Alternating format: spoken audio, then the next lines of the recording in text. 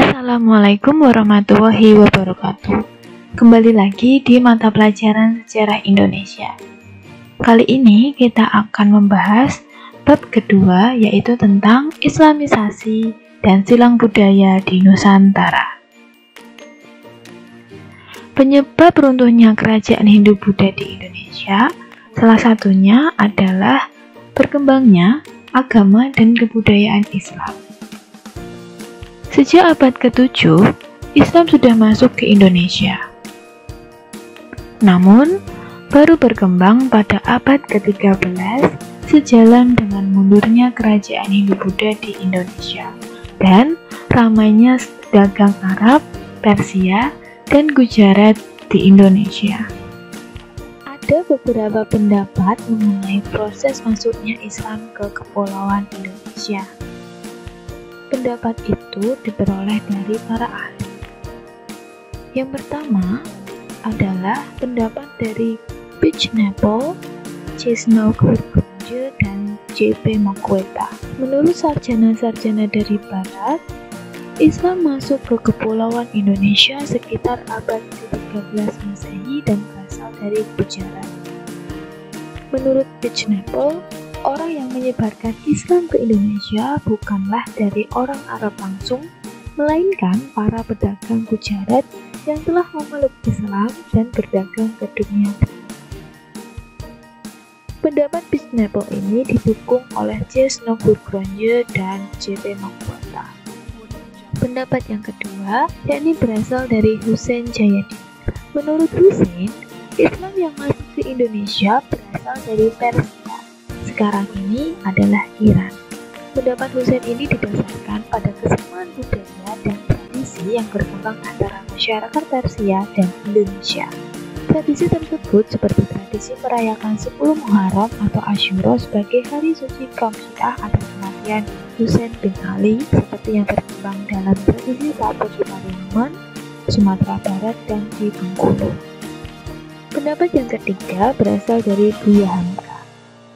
Menurut Hamka, Islam berasal dari tanah kelahirannya, yaitu Arab atau Mesir. Pendapat tersebut didasarkan pada sebagian besar rakyat Indonesia memeluk Islam bermazhab Salafi, seperti yang banyak dianut oleh penduduk Mesir. Selain hal tersebut, gelar yang dipakai oleh raja-raja kerajaan Samudra Pasai adalah gelar raja-raja Mesir, yaitu Al-Malik. Pendapat yang keempat yaitu berasal dari Anthony Hejon. Menurut Anthony, proses Islamisasi dilakukan oleh para musafir atau kaum pengembara yang datang ke Kepulauan Indonesia. Kaum tersebut biasanya mengembara dari satu tempat ke tempat yang lainnya dengan motivasi hanya pengembangan agama Islam. Pendapat yang kelima yaitu berasal dari pendapat Sucipto Wiryo Suparto.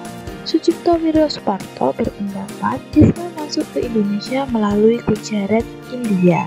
Hal tersebut dibuktikan dengan salah satu makam raja Islam di Sumatera Pasai yang misalnya menggunakan batu yang berasal dari Gujarat, India. Yang terakhir, menurut Alwi Shihab. Alwi Shihab berpendapat bahwa Islam pertama kali masuk ke Indonesia pada abad pertama Hijriyah atau sekitar abad ke-7 Masehi, dibawa oleh pedagang Arab yang masuk ke Cina melalui jalur barat.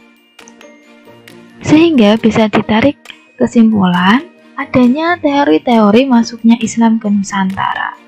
Ada 3 teori masuknya Islam ke Nusantara. Yang pertama adalah teori Gujarat. Teori ini menyatakan bahwa Islam ke Nusantara dibawa oleh para pedagang Islam dari Gujarat. Yang kedua yaitu teori Mekah. Teori ini menyatakan bahwa Islam ke Nusantara dibawa oleh para pedagang Islam dari Arab. Dan teori yang ketiga adalah teori Persia. Pada teori ini menyatakan bahwa Islam ke Nusantara dibawa oleh orang-orang Persia. Proses masuk dan berkembangnya agama dan kebudayaan Islam ke Nusantara pada umumnya berjalan dengan damai. Oleh karena itu, Islam mendapat sambutan yang baik dari masyarakat. Ada pula faktor pendukung mudahnya proses masuknya agama dan kebudayaan Islam ke Nusantara, yakni Yang pertama adalah syarat memeluk Islam sangat mudah. Yang kedua, tata cara peribadatan Islam sederhana. Dan yang ketiga, Islam tidak mengenal pelapisan sosial seperti halnya agama Hindu dengan sistem kastanya. Tidak heran, orang Nusantara, apalagi yang berasal dari golongan bawah secara ekonomi dan sosial, mudah menerima agama Islam. Selanjutnya, jalur-jalur penyebaran Islam di Indonesia. Ada 6 jalur penyebaran agama Islam di Indonesia. Yang pertama, melalui jalur perdagangan. Yang kedua, melalui jalur perkawinan. Yang ketiga, melalui jalur pendidikan. Yang keempat, melalui jalur saluran ajaran tasawuf. Yang kelima, melalui saluran dakwah. Dan yang terakhir, melalui jalur kesenian. Oke, mari kita bahas jalur yang pertama, yaitu jalur perdagangan. Perdagangan merupakan metode jalur pertama dan utama penyebaran awal Islam. Menurut Tome Pires, sekitar abad ke-7 sampai ke-16, lalu lintas perdagangan yang melalui Nusantara sangat ramai, sehingga pedagang Nusantara dan pedagang Gujarat dan Timur Tengah bertemu dan saling bertukar pengaruh. Para pedagang menjalin kontak dengan adipati dan kalangan istana. Ketika raja-raja dan bangsawan memeluk Islam, rakyatnya dengan mudah mengikuti. Baik rakyat biasa, pedagang Nusantara, dan anggota keluarga istana pun ikut menyebarkan Islam ke kota pelabuhan dan pesisir yang lain. Mudahnya penyebaran Islam ditunjang karena karakteristik kultur pesisir yang mudah menerima serta terbuka terhadap hal-hal baru. Yang kedua, yakni jalur perkawinan. Pedagang dan juga keluarganya menikah dengan perempuan pribumi, putra-putri bangsawan, dan bahkan anggota kerajaan. Hal ini berdampak positif terhadap perkembangan Islam, karena pedagang atau ulama mensyaratkan perempuan yang akan dinikahi mengucapkan kalimat syahadat. Perkawinan ini juga terjadi antara putra-putri Kesultanan Islam itu sendiri. Contohnya, perkawinan Kertabumi dari Brawijaya kelima, Raja Majapahit dengan Putri Campa. Selanjutnya, jalur ketiga yakni jalur pendidikan. Perkembangan Islam yang semakin meluas mendorong munculnya para ulama dan mubalik. Para ulama dan mubalik menyebarkan Islam melalui pendidikan dengan mendirikan pondok pesantren di berbagai daerah. Pesantren awal yang ada pada saat itu adalah sebagai berikut. Yang pertama adalah pesantren Ampel Denta di Surabaya yang didirikan oleh Sunan Ampel. Yang kedua ada pesantren Sunan Giri yang terletak di Surabaya yang didirikan oleh Sunan Giri. Jalur keempat yaitu melalui saluran ajaran tasawuf. Tasawuf adalah ajaran ketuhanan yang telah bercampur dengan mistik atau hal-hal yang bersifat magis. Ahli tasawuf memiliki kekuatan magis dan keahlian dalam pengobatan.